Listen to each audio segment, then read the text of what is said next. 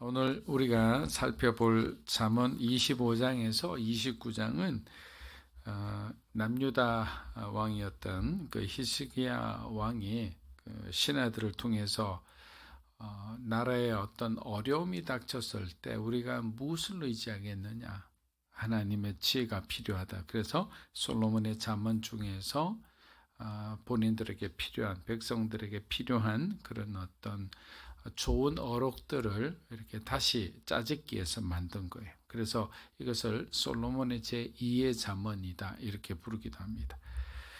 여러분 잘 아시는 히스기야 왕은 남유다의 13번째입니다. 19번째 임금이 마지막 임금이니까 이제 중반 이제 좀 지난 다음에 이스라엘의 역사의 한 주인공으로 활약했던 사람이죠. 그래서 솔로몬 시대하고는 어느 정도 차이 나느냐? 솔로몬이 죽고 난 뒤 히스기야 왕이 즉위했을 때는 약 한 270년의 차이가 있어요. 히스기야 재위 기간에 어떤 일이 일어났냐? 물론 북이스라엘과 남유다는 사실은 같은 아버지 밑에서 태어난 자녀들의 후손들이잖아요. 그런데 이제 솔로몬 이후에 그 아들인 르호보암 때 이제 나라가 두 쪽으로 갈라지게 됩니다. 유다와 베냐민 일부 지파가 한 나라로 만든 것이 남유다고, 나머지 10개 나라가 만든 나라가 북이스라엘이에요. 근데 어떤 상황이 되었느냐? 북이스라엘이 724년, 3년이죠. BC. 그때 망한 거예요. 아시리아 제국에 의해서. 그래도 형제 국가인데 형제 국가가 망하는 걸 보고 난 뒤에 남유다도 큰 위기감을 느끼게 된 거예요. 또 주변에는 바벨론이 그냥 이제는 신흥 국가로 막 등장하기 시작했어요. 이때 히스기야 왕은 이제 신앙의 힘으로 우리가 극복하지 않으면 안 된다라고 하고 모든 사람들을 하나님의 말씀 안에 이렇게 거하고자 했습니다. 당시 히스기야 왕의 신하들로는 이제 우리가 나중에 열왕기를 공부하면 알겠지만 서기관 셈나, 굉장히 유명한 인물들이 나옵니다. 사관 요아 등이 있었습니다. 이런 사람들이 왕을 도왔어요. 그래서 왕의 위치에 있는 사람은 왕 혼자 똑똑하다고 어떤 일을 할 수가 없어요. 반드시 좋은 동역자, 충성된 성실한 동역자들이 필요한 거예요. 어떤 일도 마찬가지. 사업을 할 때도 사업의 파트너가 좋아야 되죠. 또 사장이 있다면 그 밑에 뭐 부장, 과장 되는 아주 신실한 스마트한 일꾼들이 필요한 거예요.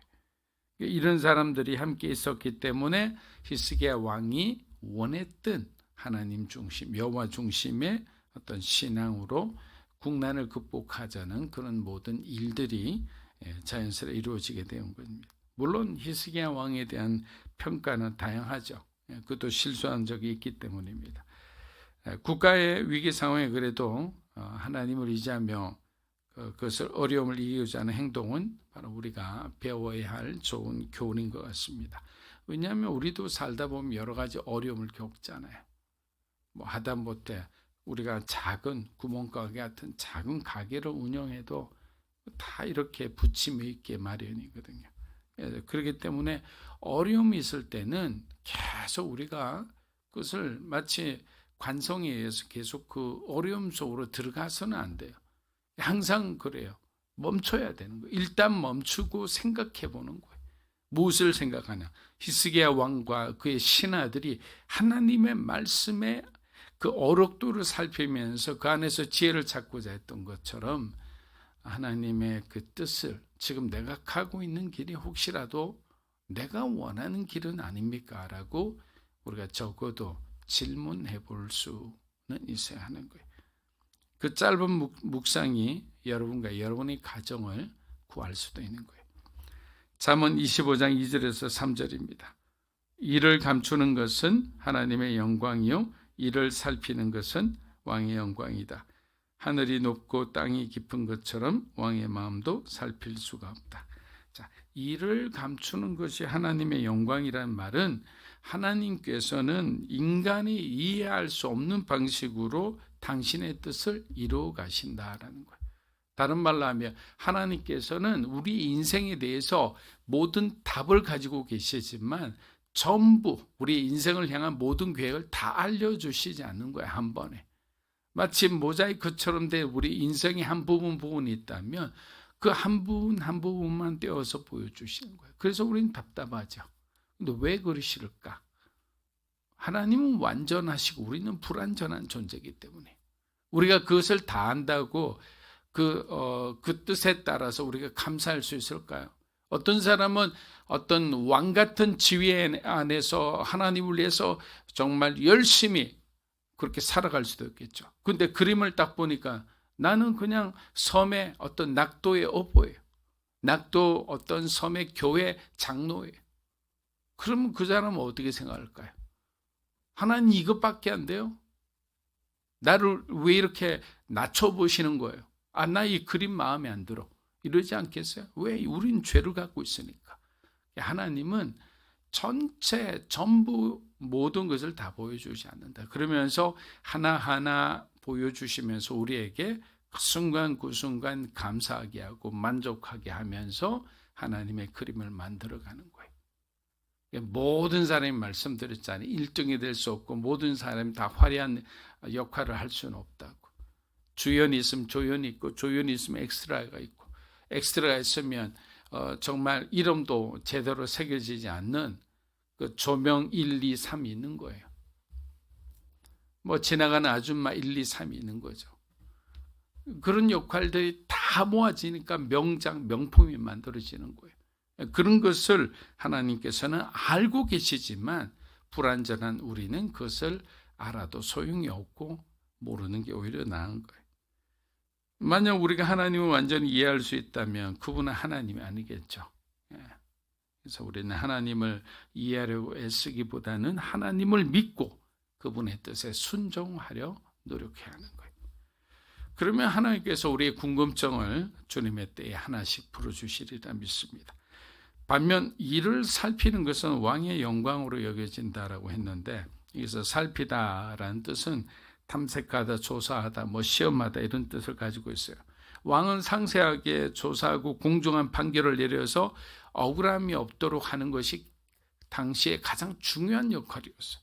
솔로몬 왕도 우리가 1000번제라 하지만 1000번제는 1000번의 제사를 드리는 게 아니에요. 어마어마한 많은 양의 제사를 드리는 걸 우리가 보통 1000번제라는데 한국교회는 처음에 잘못 알아서 1000번의 제사 이래가지고 봉투를 쓰고 이러는데 그건 잘못된 신앙입니다. 그래서 많은 양의 제사를 드린 후에 뭐라고 얘기했느냐? 열왕기상 3장 9절에 보면 듣는 마음을 종에게 주사. 듣는 마음. 주의 백성을 재판하여 선악을 분별하게 하옵소서. 듣는 마음, 하나님에게 대해서 항상 겸손하고 낮아진 마음을 가지게 해달라는 거예요. 그래서 하나님께서 내게 명령하시면 지금 왕의 세상의 사람들에게 추앙받고 외교사절에게 칭송받는 그런 왕의 위치에 하나님 주신 지혜로 이 자리에 있지만 항상 듣는 마음을 주셔서 백성을 하나님의 뜻에 맞게 이렇게 다스리게 해달라고 기도하는 거예요. 그것이 바로 왕이 해야 되는 중요한 역할이었다. 잠언 25장 4절에서 5절입니다. 은의 찌꺼기를 없애라. 그래야 은생호업자가 그릇으로 만들 수 있다. 왕 앞에서 악인을 없애라. 그러면 그 왕자가 의로 세워질 수 있다. 자, 여러분, 은을 채굴할 때 어떻게 됐습니까? 은광에서 막 그냥 수거해서 광부들이 은의 원광석 그대로 가지고 오죠. 그러고 난 뒤에 어떻게 하느냐? 두 가지 방법이 있다고 해요. 하나는 순수한 은만을 추출하는 거예요. 다른 하나는 은이 아닌 불순물을 먼저 추출하는 거예요. 그래서 불순물을 계속 제거하면 어떻게 결국 은만 남게 되겠죠. 그래서 이렇게 정제된 은을 사용하여 세공업자는 은그릇을 만듭니다. 자, 성경은 하나님의 자녀인 우리를 종종 토기, 그릇에 비유하기도 합니다. 그래서 하나님은 우리에게 뭘 원하실까? 우리 속에 불순물을 제거하기를 원하는 거예요. 우리 안에 들어있는 뭐 이것저것 지푸라기 다 이것들을 잘 제거해야 그릇의 강도가 단단해지겠죠. 시험을 만나도 쉽게 깨어지지 않는 그런 견고한 믿음의 그릇이 되겠죠. 그래서 하나님께서는 우리에게 거룩하라는 것은 결국에는 우리 안에 있는 불순물을 다 빼어내고 하나님의 것으로만 가득 채워라는 거예요. 근데 우리는 항상 뭐 섞어 먹는 걸 좋아하잖아요. 뭐 이렇게 뭐 칵테일도 섞어 먹는 거 다 섞어 먹는 거죠. 근데 하나님은 뭐냐? 물론 뭐 먹을 때는 그래 먹어도 좋지만 중요한 것은 거룩이라는 것은 섞이지 않은 거라는 거예요. 구별된 거라는 거예요. 하나님이 주신 온전한 것을 지키는 것이 거룩한 것. 우리는 다른 말로 하면 하나님 우리에게 주신 명령, 말씀 그대로 지키는 것은 결국 거룩해지는 삶인 거예요. 그래서 왕에게도 이와 같은 유사한 원칙이 적용되는데 아무래도 왕권에 대한 얘기를 했으니까 그 부분에 대한 적용이 필요하죠. 자, 왕권, 건강하게 왕권을 강화하기 위해서는 충신을 가까이 두는 방법도 있지만 이 간신을 제거함으로 이 조정, 이 왕권이 오히려 더 강화되고 선한 정치를 펼칠 수 있는 길이 된다라는 이야기인 거예요. 그것을 은혜에 비유해서 얘기한 거예요. 자, 잠언 25장 6절에서 7절입니다. 왕 앞에서 나서지 말고 위대한 사람들의 자리에 서 있지 마라. 그가 내게 이리 올라오느라 하는 것이 너를 보고 있는 귀족들 앞에서 너를 낮추는 것보다 낫다. 여러분 이걸 보니까 예수님께서 하신 말씀 기억나시죠? 잔치의 청함을 받았을 때 높은 자리에 앉지 마라. 네 자리가 있을 건데 어느 자리인지 모를 때는 말석에 앉아 있어라. 그러면 그 사람이 와서 너를 말석에서 상석으로 옮길 거다. 근데 만일 하나 너는 상식이라 생각해서 상석에 앉았는데 그날 초청한 사람이 너보다 더 높은 사람들 다 초청했다면 너는 사람들이 다 보는 앞에서 말석으로 가는 부끄러움을 당할 거다라는 거예요. 지금 그 이야기를 하는 거예요. 자, 이것은 뭐냐? 그리스도인의 태도. 겸손과 자기 희생의 중요함을 얘기하는 거예요. 어느 곳에나 똑같이 적용됩니다. 여러분 대중들의 입장에서 서서 여러분은 어떠한 스타를 좋아합니까? 여러분들이 좋아하는 어떤 인물들을 여러분들이 여러분의 성향을 딱 파악해 보면 겸손한 사람을 좋아해요. 따뜻한 사람을 좋아해요. 의로운 사람을 좋아해요. 누군가를 위해 대의적으로 희생할 수 있고 나눌 수 있고 봉사하는 사람을 좋아해요. 뭐 굉장히 나라가 어려운 일을 당했어요. 수해를 입었어요. 그런데 책임 있는 자의 위치에 있는 사람들이 누가 5억을 했다, 10억을 했다. 그 사람들에게는 큰 돈이 아니겠지만 국민들이 보기에는 일관적으로 항상 어려울 때 어려움의 자리에 서 있는 그 사람을 리더라 생각하는 거예요.